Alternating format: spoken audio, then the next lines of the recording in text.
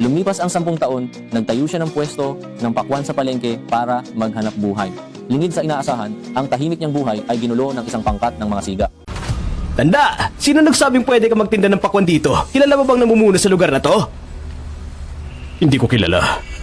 Hindi mo kilala? At nangahas ka pa rin magtinda dito? Nagbigay galang ka na ba sa boss? Ha?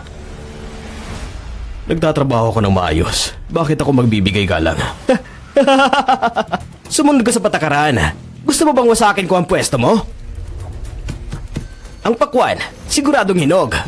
Sigurado. At kung hindi sila hinog, kabuhayan ko to. Bakit ako magbibenta sa'yo ng hilaw? Talaga? Pero nabalitaan ko, isa sa mga kasama ko ay nakabili ng hilaw na pakwan sa'yo. Kung hilaw ang pakwan na ito, dudurugin ko tong pwesto mo.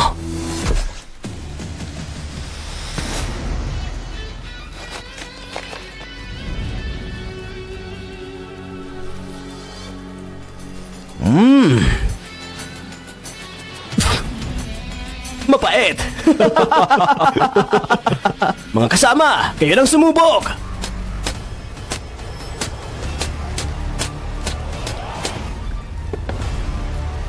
Mga kasama, matamis ba tong pakwan?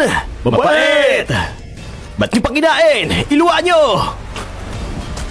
Tanda, hindi ka ba natatakot? Bakit naman ako matatakot? Dinala mo mga kaibigan mo para suportahan ang negosyo ko. O siya nga pala, para sa mga pakwan na sinira nyo, sisingilin ko lang kayo ng $100. Bayaran nyo lang ako. Linisin nyo itong kalat at makakalis na kayo. Mga kasama, narinig nyo ba ang sinabi niya? Siya'y naniningil. At gusto niya pa tayong palinisin sa pwesto niya. Mga kasama, sabihin niyo sa kanya kung anong gagawin natin. Bubugbugin siya! Hindi lang sa hindi kita babayaran, bubugbugin pa kita! Walang sino man ang nangas na kumain nang hindi ako binabayaran. Walang sino man ang nangas na kumalaban sa akin.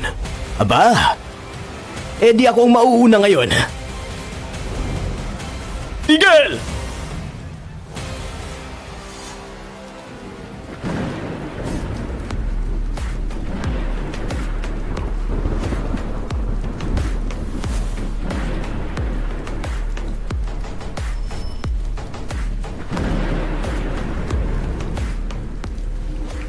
Nangongolekta para sa proteksyon? Kilala niyo ba kung sino siya? Siya? Wala akong pakialam kung sino siya! Hindi mo talaga alam ang lugar mo. Lord! Walang gagalaw! Dumapa kayong lahat! May ibang bagay ka naman pwedeng aralin. Kailangan bang gayahin ng scam na proteksyon? Ang lugar na ito, akala mo ikaw namumuno? Sige! Dinaraan nyo kami sa dami ha! Tatandaan ko to! Sinasabi ko sa inyo! Ang boss ko! Manahimik ka! Boss! Puro na lang boss ang sinasabi mo. $100 ang pakwan na to. Mahal ba yun? Hindi! Meron ka bang $100? Oo! Ibigay mo sa akin! Linisin mo ang kalat na to at humanap ka ng totoong trabaho pagkatapos nito. Linisin nyo! Mr. Taylor, pwede ba kita makausap? Mr. Taylor, ako. Bakit ka nag-aalangan? Sabihin mo na, plano kong ipadalangan akong si Ethan para magtrabaho sa construction site mo para sa karanasan. Ano sa tingin mo? Tamang-tama yan. Mag-isa lang ang anak ko sa site ngayon. Kung pupadalo ng anak mo, magkakasama sila. Oo nga pala, ang pagkakakilanlan ko ngayon ay dapat manatiling lihim dahil ang anak ko iniisip pa rin na tindera ko ng pakwan. Nagtatrabaho siya na mabuti. Nag-iipon para sa kotse, bahay at kasal. Kaya ayaw kong siya sa kritikal na panahong ito na maging spoiled na anak mayaman. Naintindihan ko. Huwag kang mag-alala, Mr. Taylor. Ang papel mo bilang pinuno ng Chinese construction ay hindi mabubunya kahit ang anak ko ay hindi ito malalaman. Mabuti, balik na sa trabaho. Magtitinda pa ako.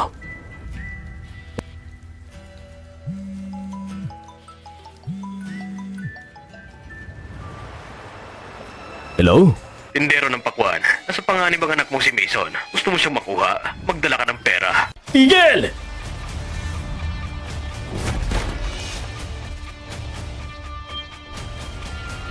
Anak, ayos ka lang?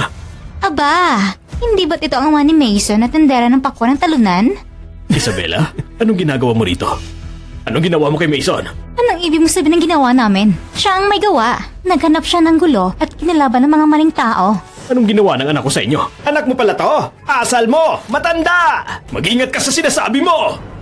Isasama ko anak ko. Anong gagawin ko? Tumingin ka sa paligid mo. Anong dapat mong gawin? Hoy tanda! Ang anak mo ang unang nanakit! May sinaktan ka?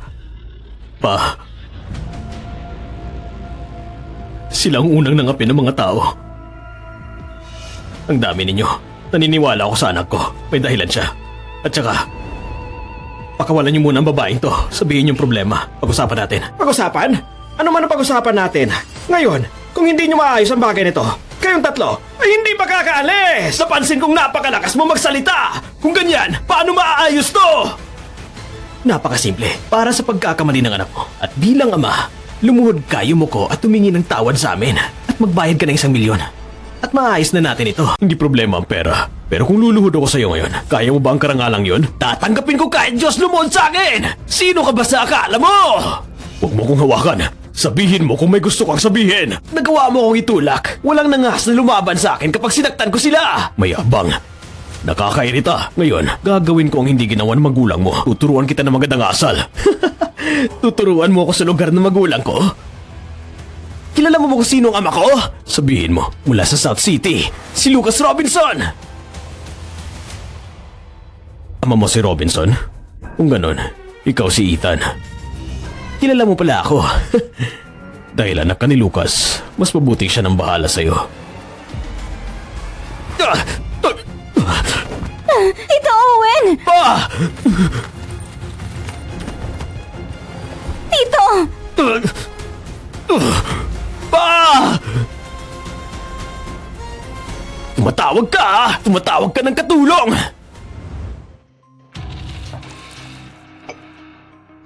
Bakit hindi pa bumabalik si Ethan? Mr. Robinson, hindi ba't pinadala niyo ang senyorito para magsanay sa construction site? Doon siguro siya nagpalipas ng gabi. Hello? Pumunta ka sa Wealth Factory! Ngayon na! Mr. Taylor, gusto kong makita kung sino malaking taong matatawagan mo ngayon! Bitawan niyo ako! Tumayo ka. Ayos ka lang ba? Sumusobra na kayo. Umatapang kayo. Akong harapin niyo. Pagkawalin niyo ang papa ko at si Sofia. Harapin ka? Mason, hindi mo pa ba naiisip ang malaking anggote niyo ni Mr. Robinson? Isabella, wala kang karapatang pagsalita ng anak ko. Talagang nabulag ako para hayaan kang maging kaibigan ni Mason. Naghirap ang papa ko sa buong buhay niya para lang maging buong pamilya namin at mabuhay ng maayos. Kasalanan mo to. Sinira mo ang lahat. Sa madaling salita, kayong dalawa ay mahirap lang. Mga mahirap na tao lang ang nag-uusap ng ganyan araw-araw. Puro reklamo lang mga pabigat na tao. Patas akong tao. Totoo talaga. Kung luluhod kayong dalawa at bayaran ng danyos ang 1 milyon o higit pa, pwede kayong lumayas dito. 1 milyon? Papatayin kita. Ikaw... Mason! Mason! Mason!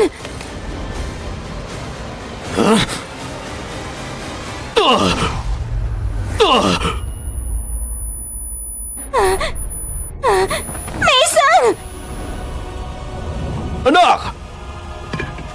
Mason! Pakawalan niyo ako! Ayos ka lang ba, Mason? Sige na! Tigil! May 20 million sa card na to. Ituring mong tapos ng bugbugan kapag may nangyari sa anak ko. Buhay niyo ang kabayaran. Tignan muna natin kung makakaligtas kayo. Gawin na! Hindi! Tigil!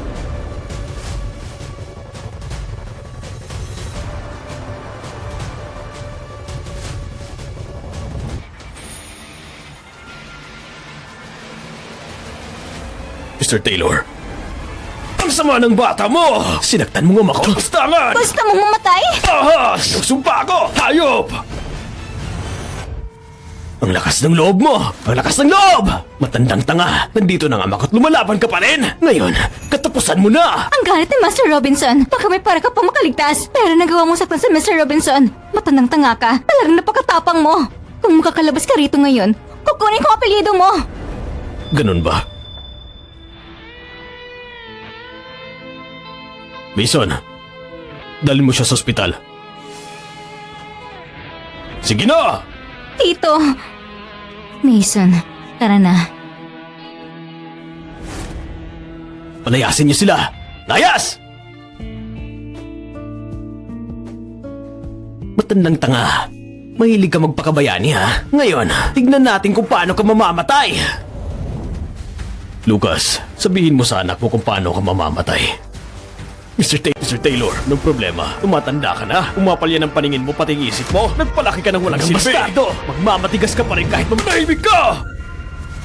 Hindi mo ba alam kung sino siya? Alam mo ba kung anong gulong idinulot mo sa akin? Pa, sinaktan mo ako dahil sa walang kwentang tindero ng pakwan? Nakinig dapat ako kay mama. Hindi dapat ako pumunta dito sa basurang to para magsanay. Hindi mo ko pinapahalagaan. Tahimik ka! Mamamatay tayo dahil sa'yo. Sa buong buhay mo, kailan mo ko binigyan ng katahimikan? Ngayon, lumuhod ka tumingin ng tawad kay Mr. Taylor. Ayoko! Humingi ng tawad sa tindero ng pakwan. Hamak ni tindero ng pakwan. Lumuhod ka tumingin ng tawad sa akin. At paano kung ayoko? Tanda, sa tagal mong nabubuhay, nakakita ka na ba ng totoong baril? Oh, meron ka? Papakita ko sa'yo, hindi mo pa nakikita. Hoy! Bastardo ka! Ibaba mo yan! Is ka sa daan ko! Kung sinabi ko kay Mason ang kumpanya namin ay nasa buong mundo, baka ngayon ay katulad na siya ni Ethan. Salita ka! Bawal ang baril dito. Saan mo nakuha yan? Wala ka ng pakialam! Bigay ito ni Mama! Ayop ka! Sinasabi ko ibaba mo yan. Tinutok mo baril kay Mr. Taylor. Gusto mo bang mamatay? Manahimik ka! Ang ina ko lang ang nagmamahal sa akin dito. Ang talon na naggaya mo ay hindi nararapat maging ama ko. Lumuhod ka ngayon din! Lumuhod? Sige. Hawakan mong mabuti. Huwag manginig. Kalabitin mo. Gawin mo! Akala mo hindi ko kaya! Iputok mo na! Ah, takot ka sa ulo? Kahit saan pwede. Sino may pakikusaan? Sa ulo kita babarilin! Pag pinatay mo ako, sisikat ka. Ethan, ibaba mo ang baril. Huwag kang padalos-dalos. Pwede pa nating pag-usapan to. Ito lang ba ang kaya mo? Magkaroon ng maraming pera at nangapi lang ng tao at nagbibigay ng sakit sa ulo. Ano pa bang kaya mong gawin? Huwag mo kong hamunin! Binabalaan kita! Ipuputok ko talaga to! Inaamon talaga kita! Iputok mo! Pinilit mo kong gawin to! Ethan! Binigyan kita ng pagkakataon pero sinayang mo. Huwag kang lumapit! Huwag kang lumapit! Mr. Taylor, Lucas, itong anak na pinalaki mo. Ikaw nang bahala dito o ako?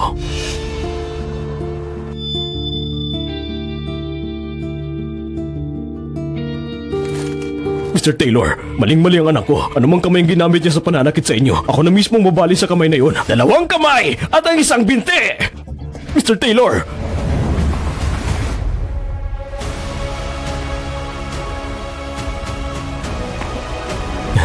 Pa! Huwag pakiusap! Pa! Sarili mo akong anak! Pa! Naalala mo akong inama mo! Sa buong buhay mo, kailan ka pa nakinig sa akin? Kung akong gagawa nito, malulumpo ka lang! Pero kung si Mr. Taylor ang gumawa nito, hindi ka na makakaligtas! Naintindihan mo! Sinong nangas nasaktan ng anak ko?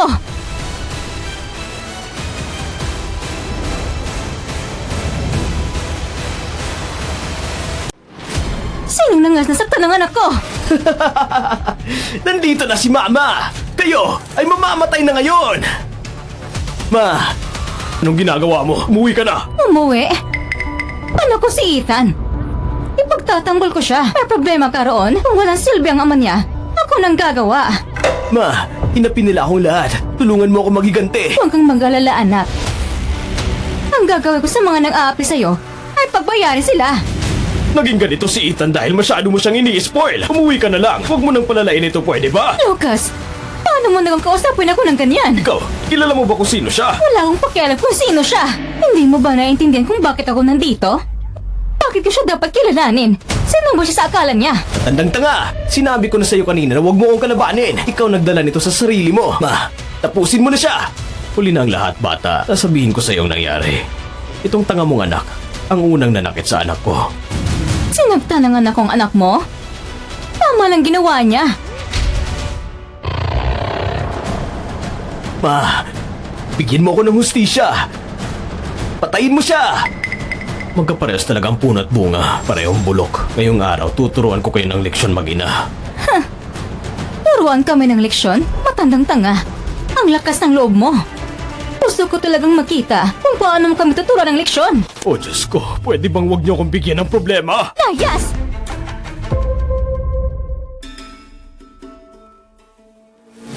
Pinaimbestigahan na kita. Wala ka lang kundi isang tendero ng pakwan sa gabi. Ngayon pa man, maiintindihan ko ang kagustuhan mong ipagtanggol ng anak mo. Pero, napakamalas mo naman. Ngayong araw, malinto ang kinalaban mo. Ma, nagbayad siya ng tao para bugbugin ako. Alam mong hindi ako gumagawa ng gulo kapag nasa labas ako. Sinaktan ako ng anak niya. Ma, tignan mong ilong at bibig ko.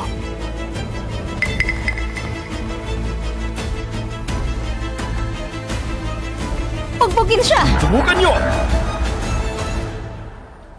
Nakikita kita bilang isang ina na hindi naiintindihan ng anak mong tanga. Ang anak mo ang unang umagaw sa fiancé ng anak ko. At ngayon biniligtad niya ang katotohanan sa'yo. Nagbubulag-bulagan ka pa. Inagaw ng anak ang fiancé ng anak mo? Patunay lang yan. Nainote lang anak mo. Huwag ka nang magsalita! Hindi mo ba alam na siyang... Magaling! Lucas, inapi ang anak natin at wala kang ginagawa rito. Ako ang magtatanggol sa kanya at pinipigilan mo ako? Ama ka pa ba niya? Ikaw! Makinig ka, Lucas. Kahit na pinagkasalan kita, ako pa rin ang namumuno sa Pamilya King na China Knight Construction Group. Bibigyan kita ng pagkakataon. Makinig ka, Lucas. Patayin mo siya.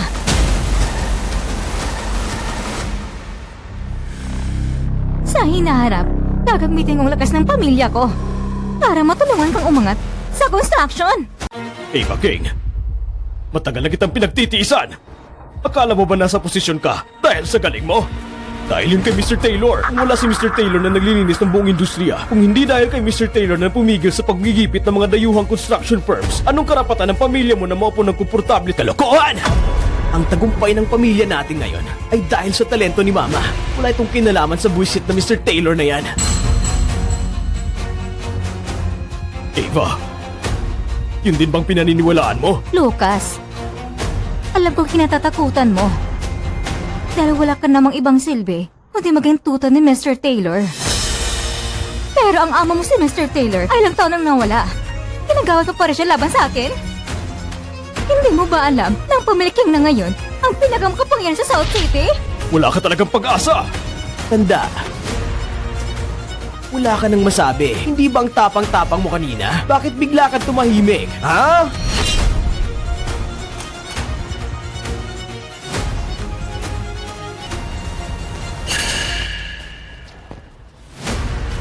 Ava King, sa buhay, dapat pinapahalaga ng reputasyon. Huwag mong kalimutan ang mga taong tumulong sa'yo. Bibigyan kita ng pagkakataon. Pag-isipan mo ng mabuti bago ka magsalita ulit.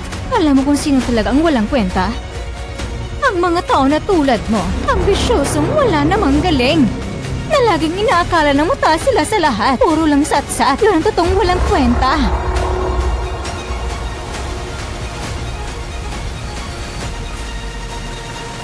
Hindi mo pa rin nakukuha! Mr. Taylor! Ang lakas ng lobong saktan ako. Ang mga mababang uri na tulad mo ay karerang hindi nararapat na kausapin ako. Pero nagawa mo pang saktan ako. Hindi ko inakalang ang kapangyarihan na binuo ko sa ilalim ng panggigipit sa mundo ay mapupunta lang sa walang utang na loob at hangal na tao. Ava, sobra mo akong binigo. Ganun ba?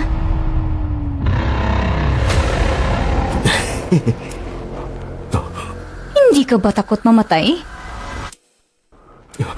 Ava, huwag ka gumawa ng katangahan. Hindi mo ba siya kilala? Ang tagal ko na nagpapahiwatig. Hindi mo pa rin nakukuha? Manahimik ka! Ikaw, Sapat ang pagkikipaglaro ko sa'yo. Ngayon, ipapabaril kita sana ko ng 3 beses. Kapag hindi ka namatay, ituring mo swerte ka at ang bagay na to ay matatapos na. Pero kapag namatay ka, kung ganoon, ang malas mo talaga. huwag mong masyadong isipin. Babaraling kita ng ilang beses para gumaan ang loob ko. Ethan! Ganito na lang. Bigyan mo ako ng 1 minuto para tumawag. Tsaka ka na magdesisyon kung papuputukin ba ito. Masyado nang matagal ang pagkikipaglaro ko sa'yo. Ano pa 1 minuto? Bibigyan kita ng 3 minuto para makahinga ka ng mabuti.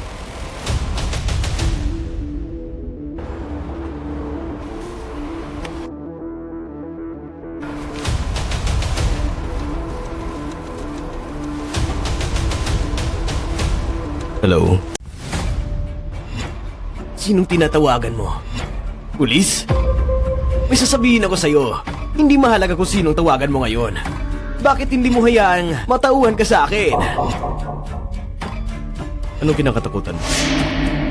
Bakit ako matatakot sa isang tinderong tulad mo? Sinasabi ko sa'yo, sa buong South City, walang kumukwestiyon sa sinasabi ko. Kahit ang mga enforcers, sinusunod nila ang utos ko. Mas mabuting mag-isip ka ng mabuti ngayon bago mo gawin ang tawag na yan. Hindi para sa enforcement team ang tawag na to. Hinahamon mo pa rin ako gawin to. Hayaan mo siyang tumawag.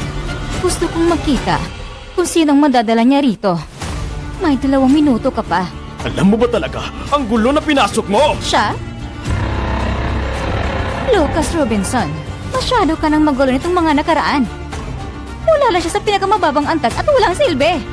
Imposibleng may connection siya sa mga nakakataas. Hindi mo naiintindihan kung sino ako. Tsaka, nandito ko para ipaglaban ang anak ko. Wala ka sa posisyon para pangaralan ako.